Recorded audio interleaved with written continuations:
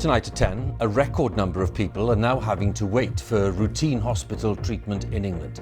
At this rate, according to NHS leaders, the strain on the service this winter will be unsustainable.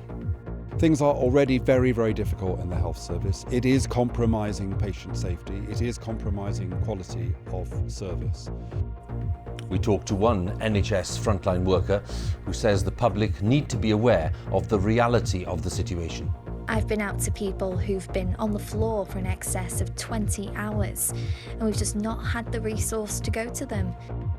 We'll have more on today's warnings, with similar pressure being reported in all parts of the UK. Also tonight, FW de Klerk, who released Nelson Mandela from prison and ended white rule in South Africa, has died at the age of 85.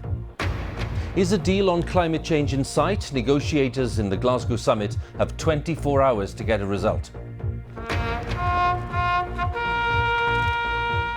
And on Armistice Day, a 2-minute silence is observed to remember the dead of 2 world wars.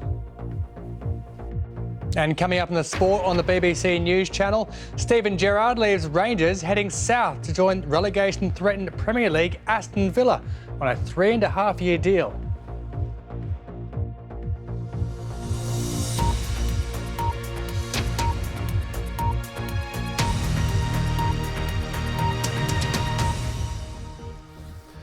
Good evening. Up to 6 million people are now waiting for routine hospital treatment in England. That's the highest level since records began.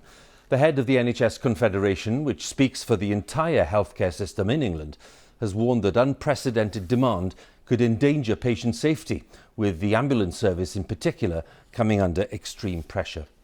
The exact figure, 5.83 million people in England now waiting to start treatment on the NHS, the highest number since current records began some 15 years ago. The ambulance service is on the highest state of alert. The average response time for urgent calls, such as heart attacks and strokes, is around 54 minutes. The target is 18 minutes.